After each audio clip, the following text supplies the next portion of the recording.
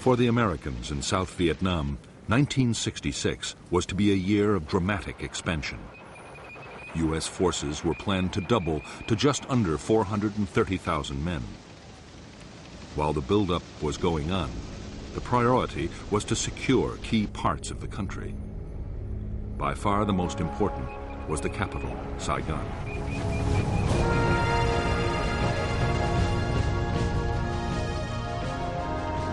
Saigon was a teeming city of 2 million people. It was the seat of the South Vietnamese government and the location of South Vietnamese and American military headquarters. Above all, Saigon was the symbol of the South's independence from the Communist North.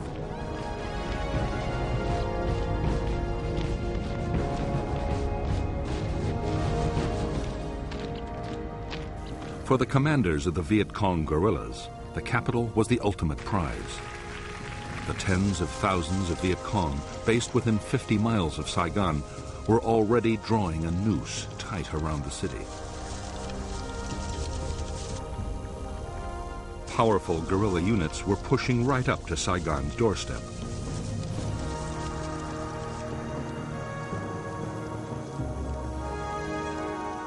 In the countryside around the city, traditional Viet Cong base areas had all the facilities the combat forces needed to prepare their attacks. Since American infantry units had first arrived, they had been trying to disrupt the guerrillas' activities around the capital. On January 8, 1966, they launched the most ambitious sweep yet. Operation Crimp deployed 8,000 troops, making it the biggest American operation of the war so far. Its aim was to capture the Viet Cong's headquarters for the whole Saigon area.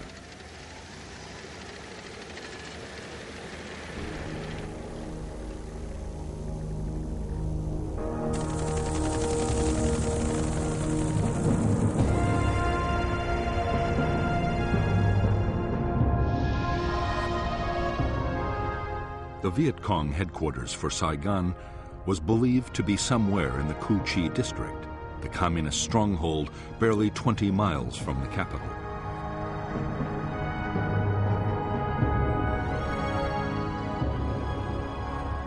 The attack would be launched by the American 173rd Airborne Brigade, a battalion of the Royal Australian Regiment, and a brigade of the 1st Infantry Division.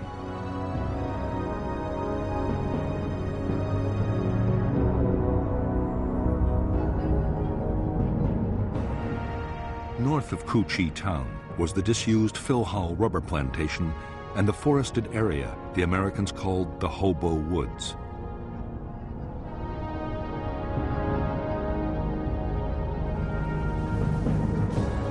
Beneath the whole district ran the massive Cu Chi tunnel complex, about which the Americans still knew almost nothing.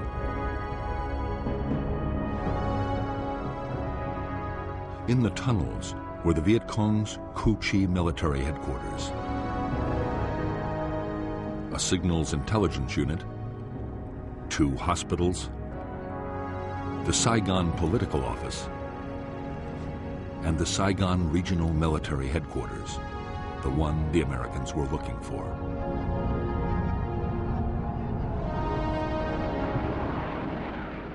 As with every American search and destroy sweep, Operation Crimp began with massive airstrikes and artillery bombardments.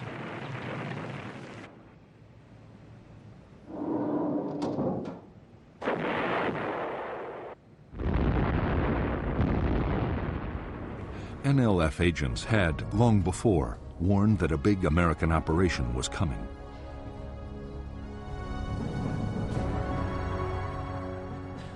Guerrilla commanders had already moved several thousand troops out of the Cu Chi area. Only 1,000 local guerrillas were left behind, mostly inexperienced teenagers. But with the tunnels to fight from, they were confident they could inflict serious casualties on the Americans.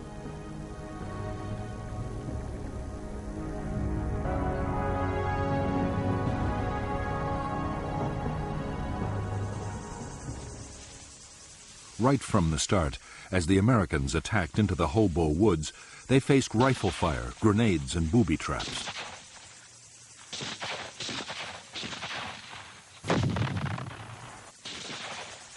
NLF snipers opened up from hidden firing positions and within seconds vanished back into their tunnels. The Americans hardly ever saw the enemy who was firing at them.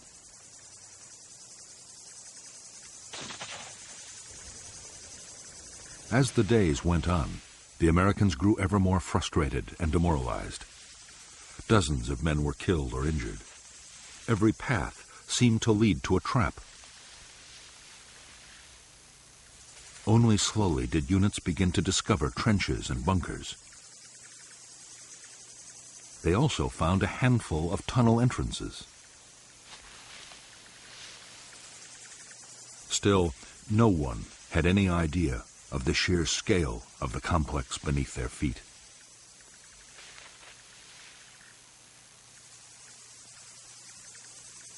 Although the Cu Chi guerrillas had suffered casualties, they had achieved their main objective. The tunnel complex and headquarters had survived virtually intact, as had the whole Viet Cong organization in the area.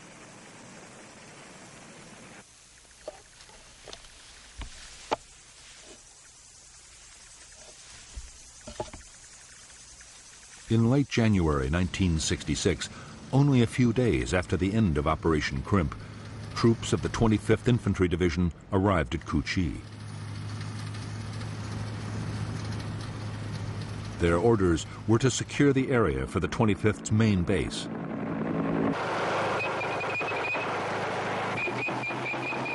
The Americans succeeded in pushing out a perimeter using every ounce of firepower they could muster.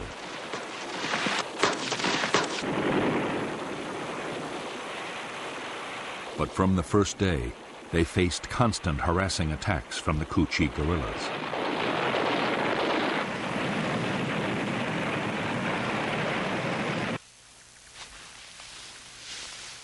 For months, the 25th Infantry Division was plagued by mysterious gun and grenade incidents inside its camp. Slowly, to the horror of the Americans, it was discovered they came from tunnels dug under the base itself.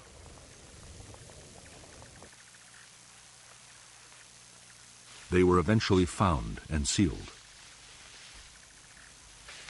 But the main tunnel complex, only a few miles away, would keep its secrets for years to come.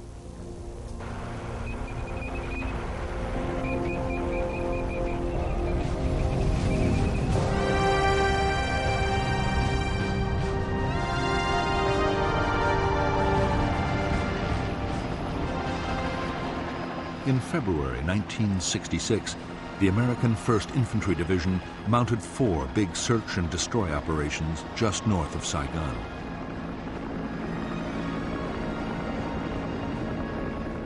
The result was disappointing. There were clashes with units from 2 Viet Cong regiments, but there were no major battles.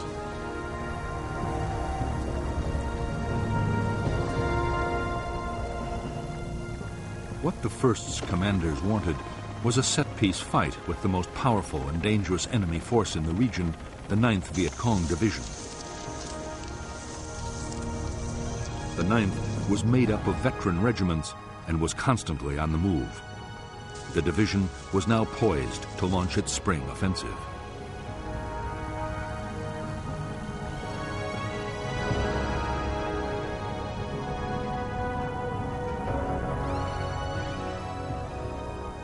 The communist leadership had ordered the Viet Cong to avoid head-on clashes with the Americans unless the odds were very favorable.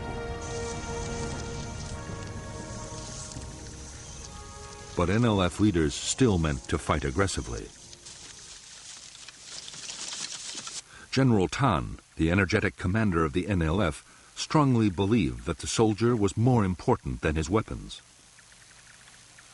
Tan was certain that what the troops of the 9th lacked in hardware, they would make up for in revolutionary zeal.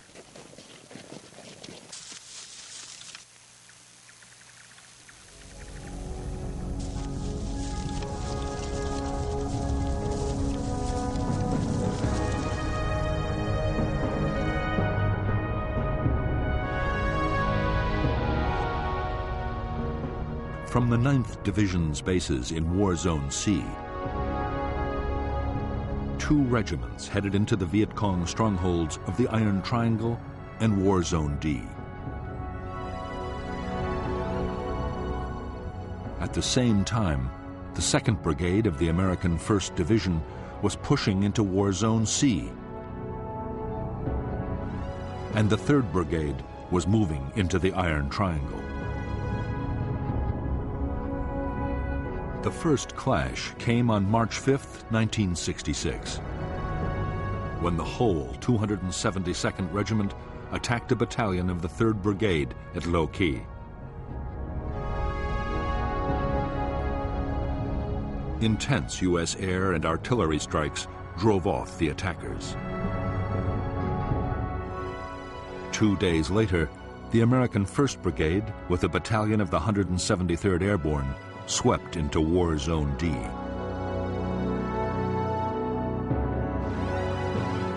An entire Viet Cong regiment attacked the airborne's positions.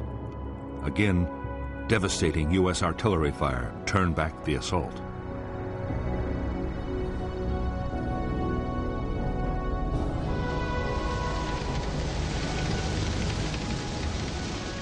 In the March battles in the Iron Triangle and War Zone D, skillfully directed American firepower had averted disaster.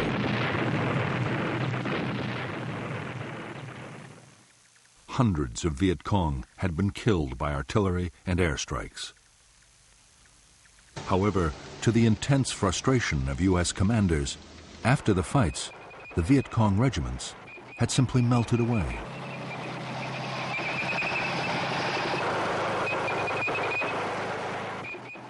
During the weeks that followed, the Americans kept up the tempo of search and destroy operations in front of Saigon. Commanders were determined to make contact with the enemy.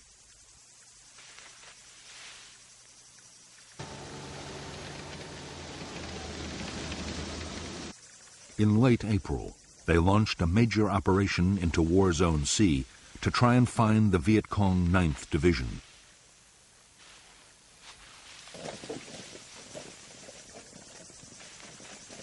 Operation Birmingham lasted for 3 weeks. More than 5,000 American troops of the 1st Infantry Division took part. They were backed by huge numbers of helicopters and armored vehicles.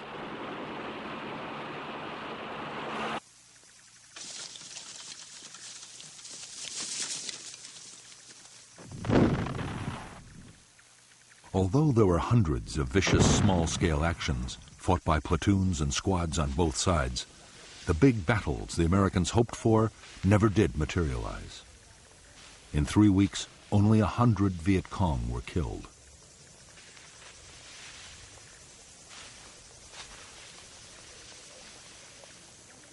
Most disturbing of all for American commanders, most of the fighting that had happened had been started by the Viet Cong at the time and place they chose.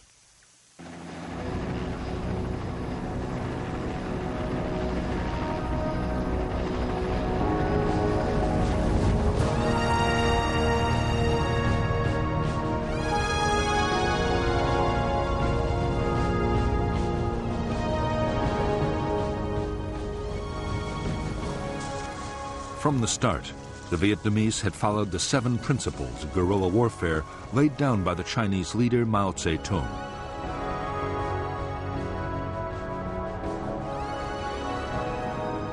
To these, General Giap had added 4 more steps. If the enemy advances, we retreat. If he halts, we harass. If he avoids battle, we attack. If he retreats, we follow.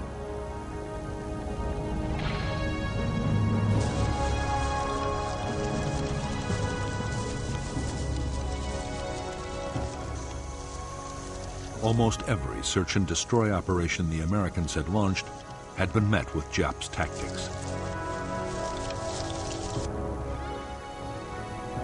The places the Americans were most likely to land their helicopters were set up for ambushes. Trails were quickly booby-trapped and mined, and snipers left in place. If the Americans did stumble onto a big NLF unit, the chances were it was occupying prepared fortifications with tunnels, bunkers, and trenches.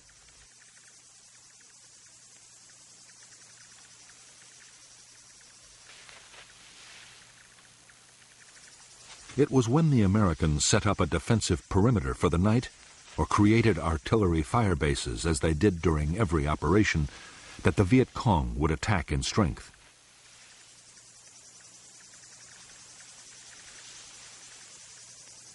Always, the guerrillas had a plan for breaking off the battle if the opposition got too tough.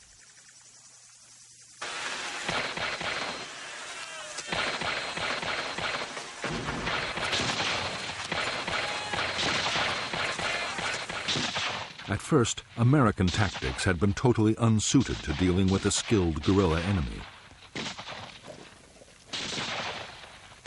With hard-won experience, that was changing. Commanders learned that helicopter landings had to be fast and aggressive.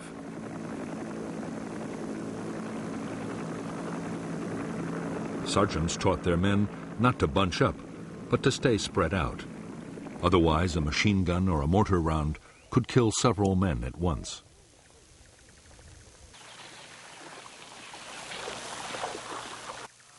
When camp was made, perimeter defenses had to be strong, with clear fields of fire all around.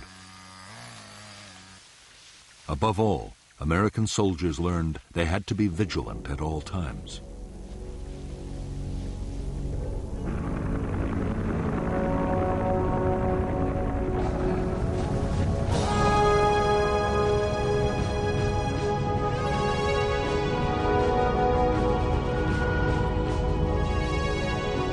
By mid-1966, the U.S. Commander General Westmoreland was getting more and more impatient.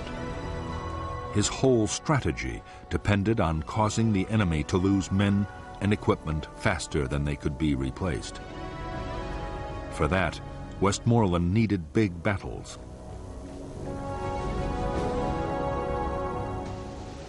He ordered the 1st Division to make more substantial contact with the Viet Cong.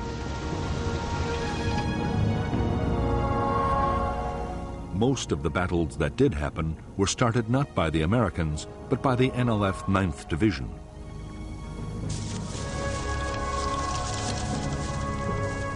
Route 13, linking Saigon to the Cambodian border, was the site for major ambushes. In some, the guerrillas struck with 1,000 troops at a time.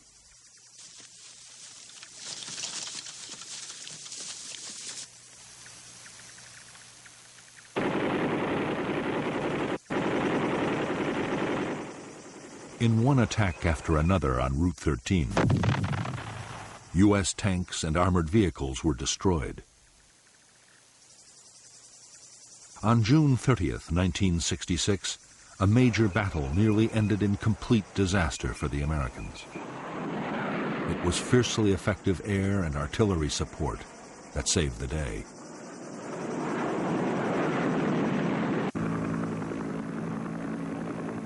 Soon after the battles, the whole NLF 9th Division moved back into its most impenetrable base areas.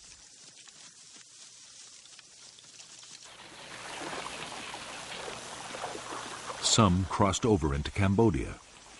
There, General Tan meant to rebuild the division for a new campaign in November, the start of the next dry season.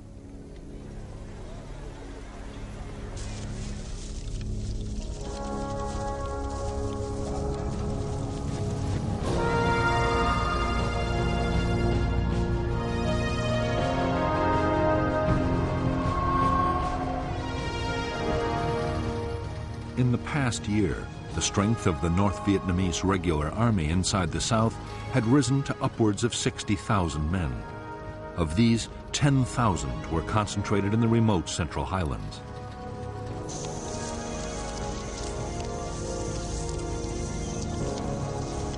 It was this area that General Giap, the North Vietnamese army commander, saw as a killing zone, a battlefield on which enormous casualties could be inflicted on the enemy.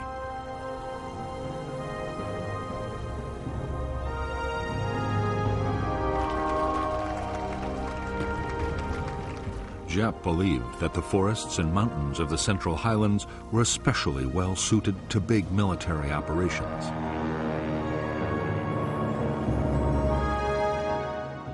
Whole regiments could be hidden, and the highland weather could be relied on to disrupt American air power. The troops would also be close to supplies and reinforcements across the Cambodian border.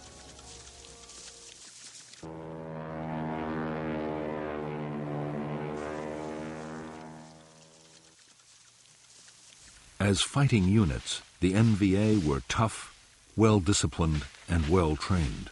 For months, they had been constantly on the offensive. Their main target was the South Vietnamese Army, but isolated American Special Forces camps were also hit.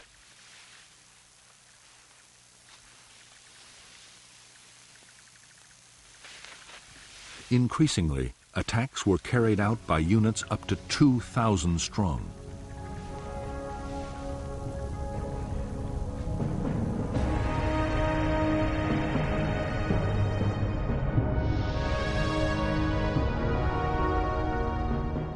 The North Vietnamese Army units in the Central Highlands of Vietnam were part of a strategy meant to keep the Americans off balance.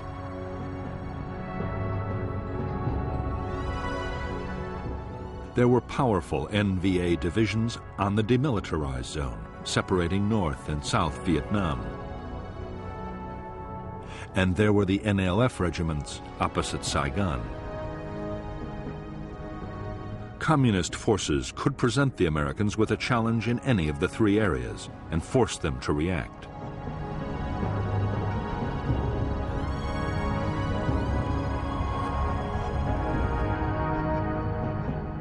By the middle of 1966, North Vietnamese units crossing the demilitarized zone had successfully drawn the U.S. Marines north.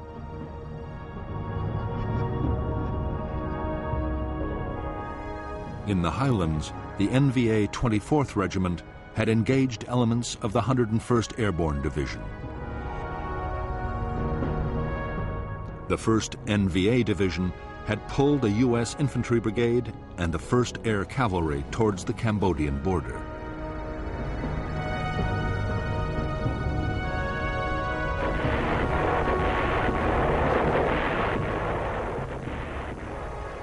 The Americans in the Central Highlands did succeed in inflicting thousands of casualties on the North Vietnamese Army. But in some of the most arduous fighting country in Vietnam, the Americans found it impossible to trap large enemy units.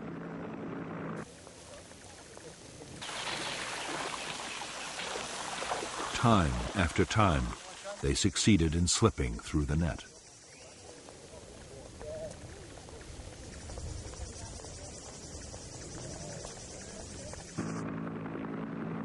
Although the American military were killing 5 North Vietnamese soldiers for every one of their own losses, Northern commanders were still confident.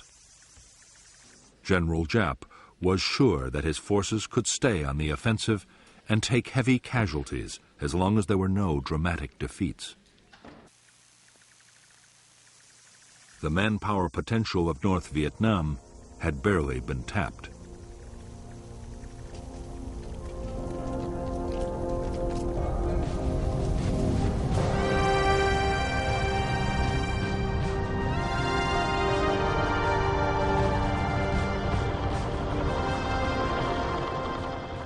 From the start of its war in Vietnam, the U.S. Army had found the conflict to be unlike any other.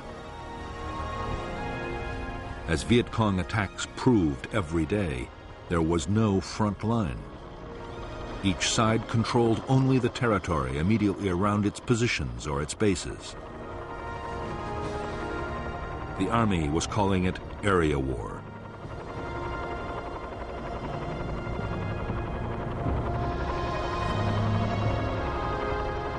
Area war meant that the roads linking U.S. bases to other units and to their supply depots were never completely secure. Viet Cong's strategy was to try and isolate American forces and to pin down large numbers of U.S. troops on base and road defense. That way, there would be fewer men available for offensive operations.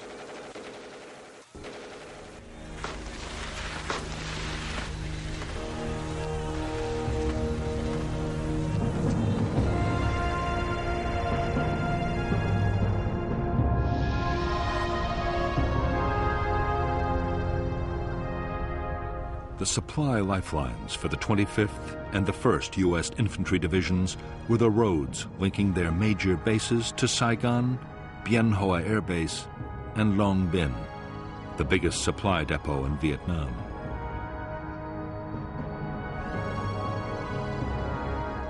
The roads were constantly patrolled by armored vehicles and aircraft. In August 1966, the 25th Division was tasked with clearing the way for a new American unit, the 196th Light Infantry Brigade. The 196th was to be based at Ta Ninh to secure Route 22, running through the NLF base area of War Zone C.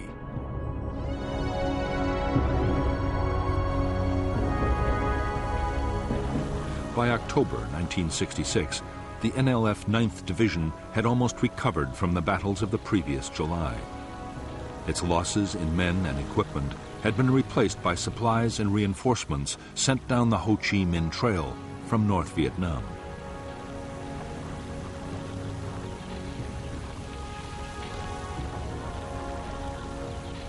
With the dry season coming, the 9th was busy in War Zone C, preparing for its next offensive.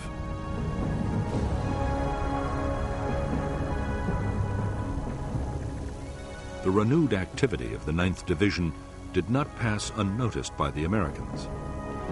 Special Forces units mounted an intense reconnaissance effort deep inside Viet Cong territory.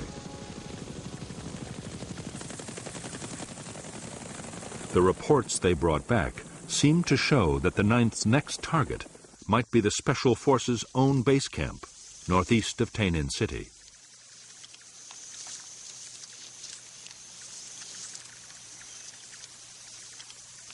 American commanders were determined to disrupt the Viet Cong's plans.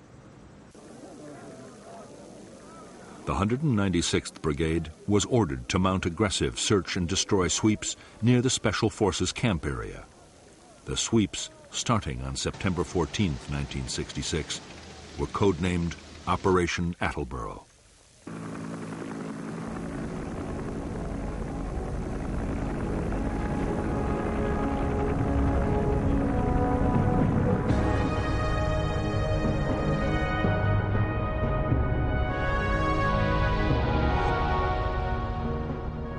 Operation Attleboro was launched by the 196th Light Infantry Brigade together with 22,000 South Vietnamese soldiers and GIs from the 1st, 4th, and 25th Infantry Divisions. Almost at once, huge supply caches belonging to the NLF 9th Division were found by the Americans south of the Michelin rubber plantation. It was believed the NLF were somewhere between the plantation and the American Special Forces base at Suy Da.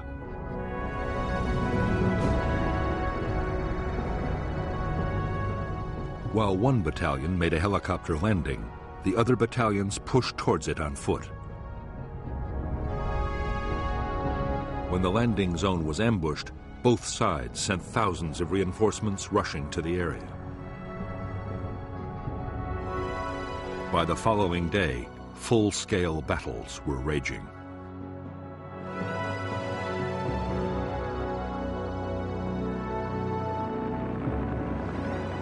In the first days of Operation Attleboro, almost every fresh American unit sent in was ambushed.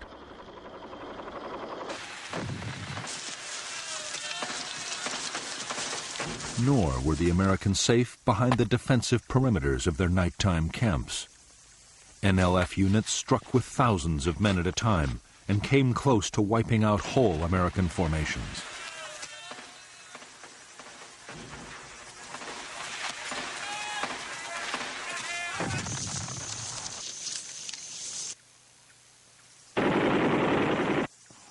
It was intense air and artillery support that, in the end, as in so many battles, saved the Americans from disaster.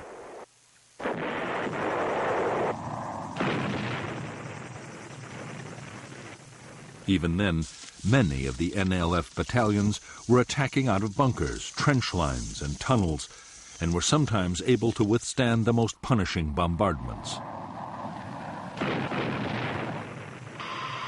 The inexperience of the 196th was also telling. Tactical coordination between the brigade's units was poor.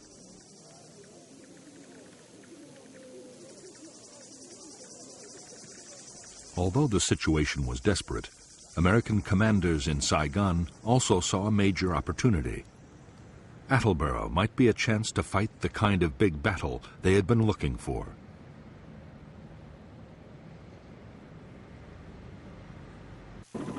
The 1st Infantry Division raced 2 brigades to the area, and unit after unit was piled on.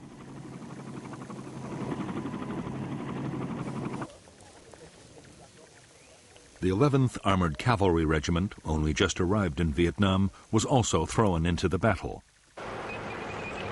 Within days, there were 22,000 American troops in the Attleboro area.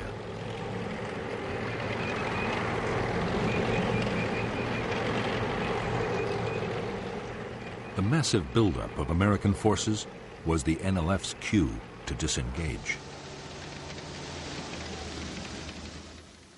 Although fierce firefights continued wherever the two sides came into contact, the 9th Division began to withdraw.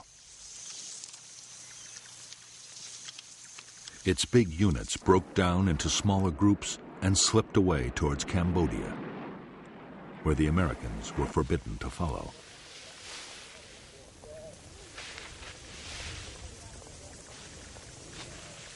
In Operation Attleboro, the Americans had failed to destroy the 9th Division in an all-out battle. On the other hand, in 6 weeks, more than 1,000 NLF had been killed, for the loss of 155 American dead and fewer than 800 wounded.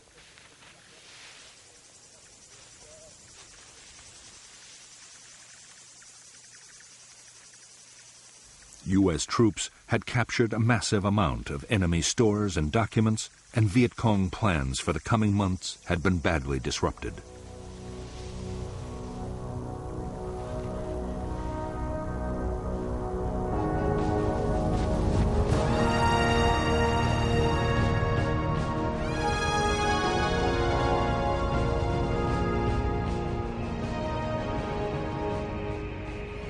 By the end of 1966, American forces in Vietnam had grown to 385,000 men, plus another 60,000 sailors off Vietnam's shores. As the force levels had risen, so too had the casualties. The year had seen more than 6,000 Americans killed and 30,000 wounded. The biggest problem for American commanders was that their timetable was slipping badly. By now, the Viet Cong should be losing men faster than they could be replaced. General Westmoreland had to concede that U.S. forces had come nowhere near achieving that goal. An estimated 61,000 Viet Cong had been killed in the past year, yet their troops had gone up to more than 280,000.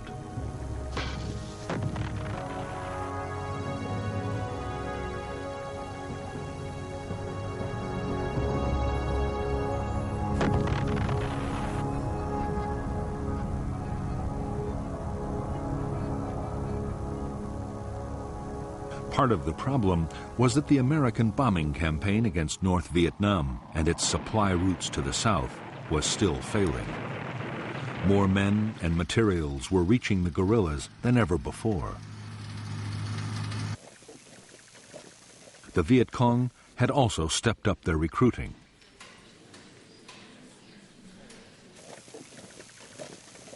There was one cause for optimism on the American side. Operation Attleboro had seemed to show the Viet Cong would fight if their base areas were threatened.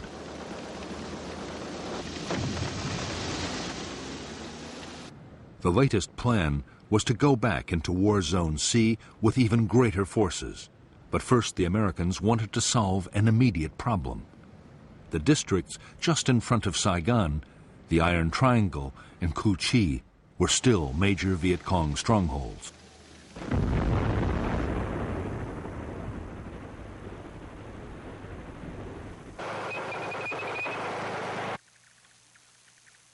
The American plan was to attack into the Iron Triangle with more than 2 divisions. The guerrillas would be trapped in their own base areas and annihilated.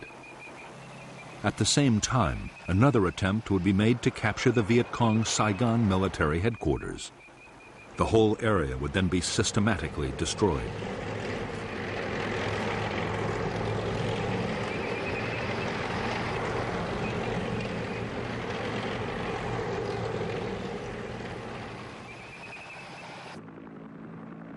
Before the attack, American aircraft dropped 20,000 leaflets telling the population to leave at once.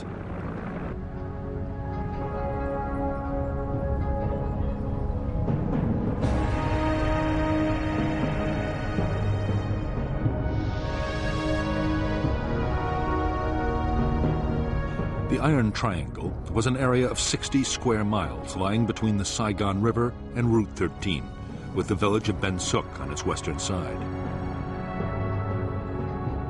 A major Viet Cong tunnel complex ran under the whole district. The 272nd Regiment of the NLF was operating there, along with 2 battalions of NLF Main Force, 2 independent NLF battalions, and the Phu Loi Battalion. But on the eve of the American offensive, most troops were withdrawn. Only local NLF companies were left to defend important installations. The American plan for Operation Cedar Falls was that the 25th Infantry Division and other units would occupy blocking positions on the western side of the Saigon River, forming an anvil. The 1st Division and the 173rd Airborne Brigade would assault from the north and the east, with a battalion landing at the village of Ben Suc. Meanwhile, the 11th Armored Cavalry Regiment would act as the hammer, smashing through the center of the triangle.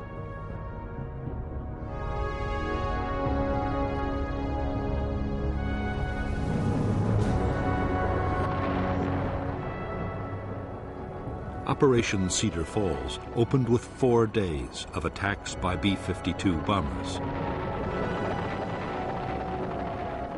Artillery and airstrikes followed, and a wall of fire was laid down to cut off the NLF's retreat.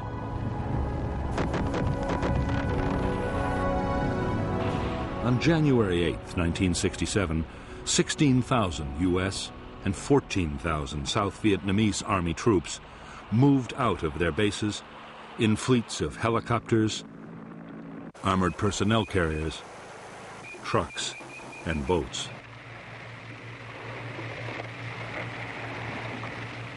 In the first hours of Operation Cedar Falls, the village of Ben Suc had been captured with barely a shot fired. The local company of 100 NLF fighters had been taken completely by surprise.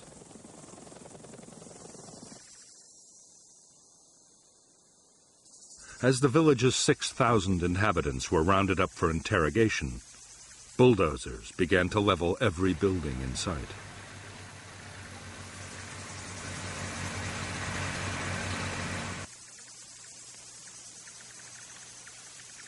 The American operation to smash the Iron Triangle lasted 19 days. With only local Viet Cong left to defend the area, and most of those hidden in tunnels, there was almost no heavy fighting. American losses were 72 killed and 337 wounded, mostly to snipers and booby traps.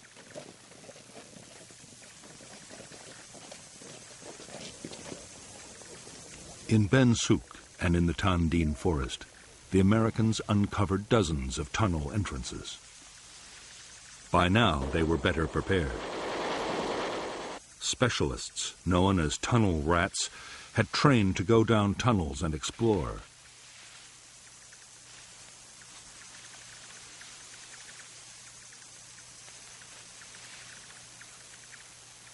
In the cramped spaces underground, they faced gunfire, booby traps, and mines. The problem was, there were only a handful of tunnel rats, and the complexes were enormous. Whenever tunnels were found, the Americans made determined efforts to destroy them. Demolition charges, explosive gas, and flooding were all tried. Riot control agents were pumped in to try and force the Viet Cong to come out.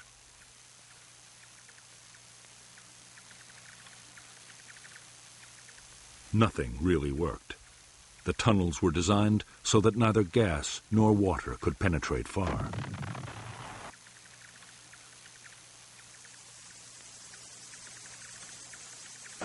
The Americans had discovered only a small number of the Viet Cong installations hidden in the Iron Triangle.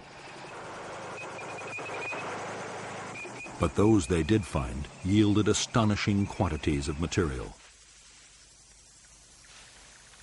There was enough rice to feed 13,000 guerrillas for a year, along with over 7,000 uniforms, a huge underground hospital, and over a ton of medicine. 500,000 documents were discovered, including detailed maps of air bases and the private addresses of Americans in Saigon.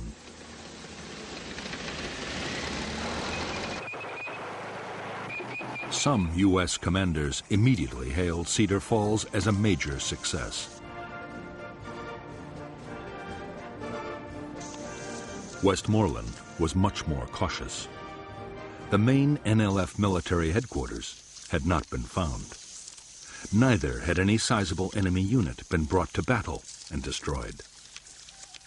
In the end, 720 Viet Cong had been killed for the loss of 72 Americans.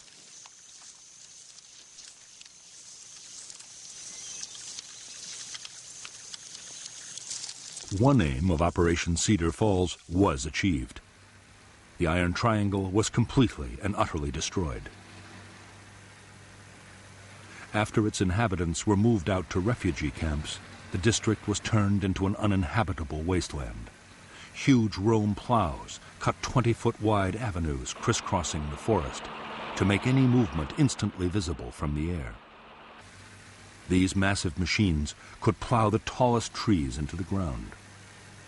60 square miles of forest near Saigon were plowed under in the Iron Triangle. Afterwards, Operation Ranch Hand aircraft sprayed lethal defoliants to destroy the jungle cover and make it impossible to grow crops.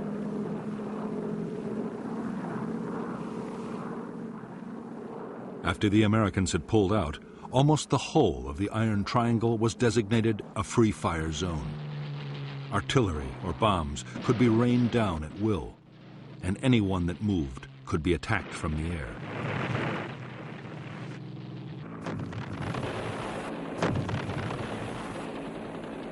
Yet to the astonishment of the Americans, within weeks of Operation Cedar Falls, the Viet Cong were active again in the Iron Triangle.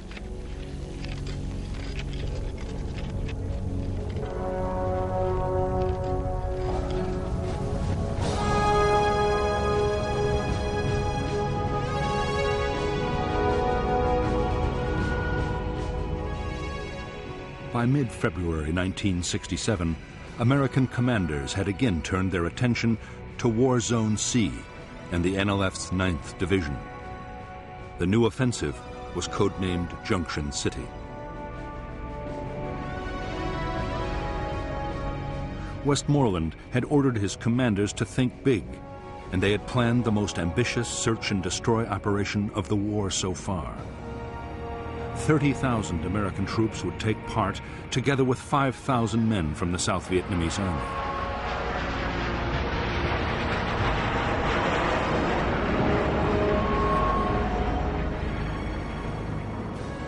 The main targets of Operation Junction City were the Viet Cong's biggest base areas and their main military headquarters for South Vietnam. This was known as the Central Office for South Vietnam, or Cas Vinh. However, Cas Vinh never existed as a place. In reality, the military and political leadership of the Viet Cong were always mobile.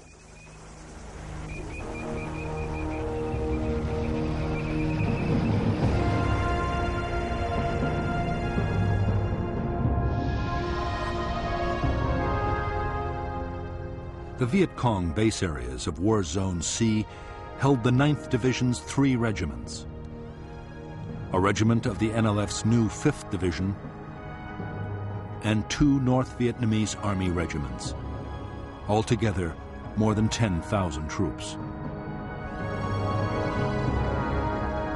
There were also thousands more local Viet Cong scattered throughout the region.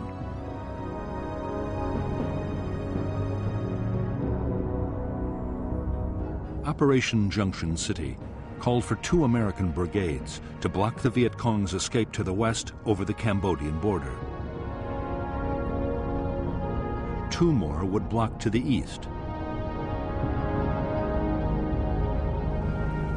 Infantry and airborne forces would close off the north by helicopter and parachute landing, forming a giant horseshoe.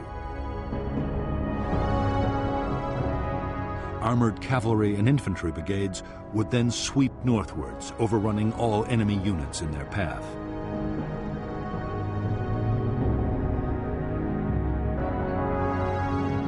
In the second phase of Junction City, a series of special forces camps would be built, along with a bridge over the Saigon River, and operations would shift to the east.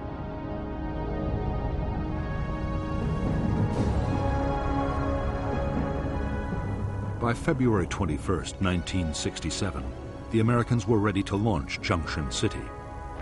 The blocking forces to the west and the east were in place.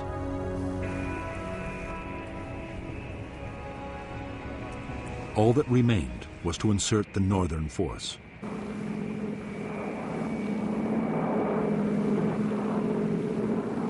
In one of the largest air-mobile assaults ever, 240 helicopters swept over Thanh Ninh province. Fighter bombers and helicopter gunships hammered the landing zones.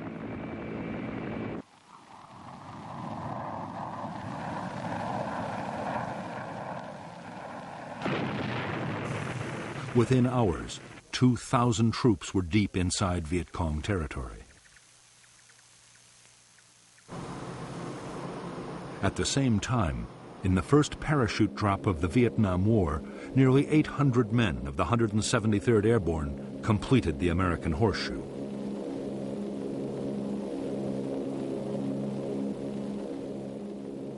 The day after the massed air-mobile landings, infantry and mechanized units began pushing north into the Horseshoe. The terrain was dense forest. The whole area was riddled with Viet Cong fortifications, tunnels, and bunkers.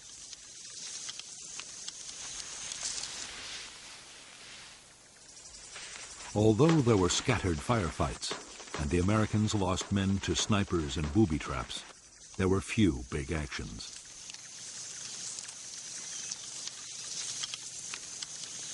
Often, guerrilla installations were found abandoned.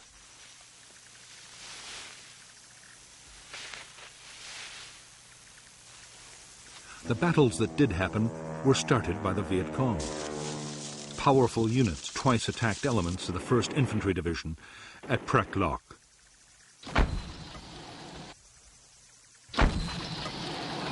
Furious American bombing and artillery fire drove off the assaults.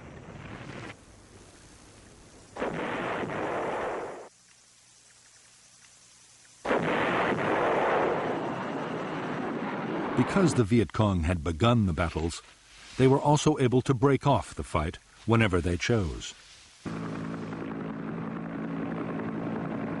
Nor were the American blocking forces able to trap them and make them fight. The dense vegetation meant the guerrilla battalions could break down into platoons and filter through American lines. By now, the Viet Cong military leadership the Americans were searching for had also slipped away, across the border into neutral Cambodia.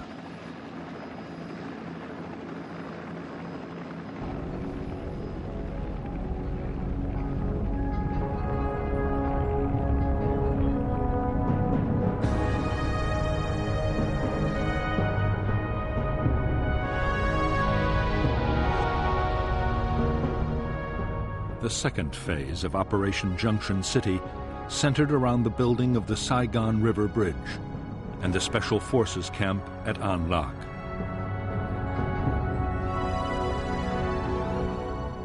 Convoys of trucks shuttled up and down Route 13 with building materials. For defense, artillery fire bases, including Fire Support Base 20, were scattered along the road. Firebase Gold and Landing Zone George were created for search and destroy sweeps.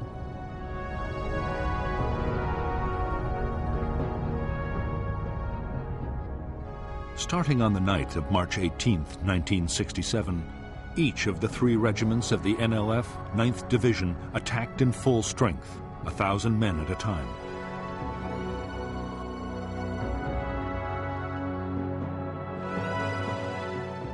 Each attack was driven off by overwhelming American air and artillery fire.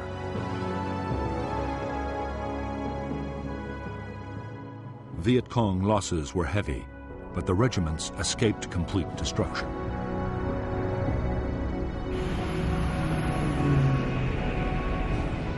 Operation Junction City lasted 72 days.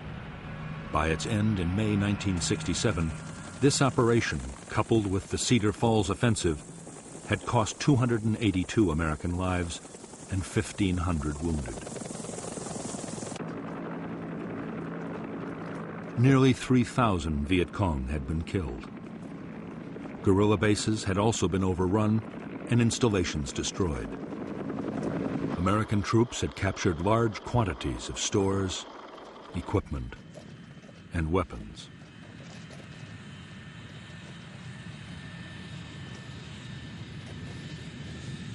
Although some American commanders hailed Junction City as a turning point in the war, the operation was barely over before doubts began to surface.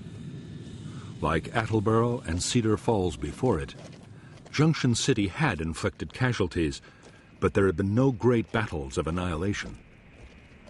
The Viet Cong's regiments were bruised, but still intact. Nor did the Americans or the South Vietnamese Army have the forces to occupy the area indefinitely.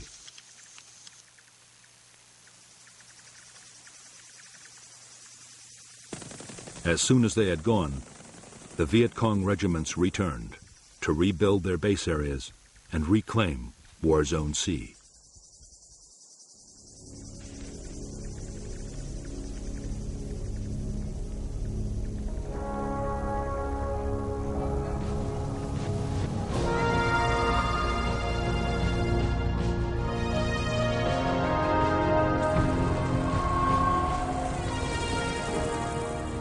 In July 1967, the U.S. Defense Secretary Robert McNamara flew to Saigon to discuss strategy with American and South Vietnamese leaders and officials.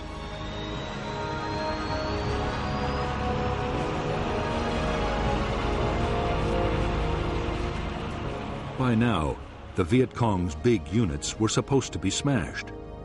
Instead, Viet Cong numbers were still growing, and there was no sign the enemy was about to give up the fight.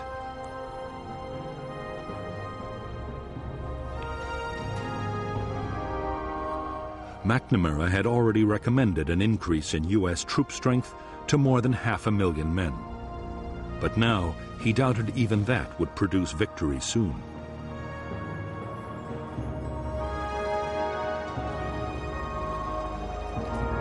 Back in Washington, McNamara advised President Johnson to plan for a long war in Vietnam.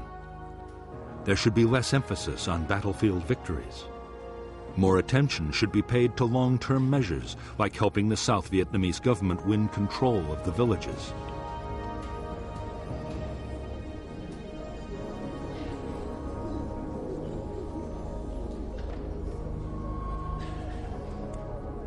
Meanwhile, the cost of the war in casualties and dollars should be kept down in case the American public lost patience.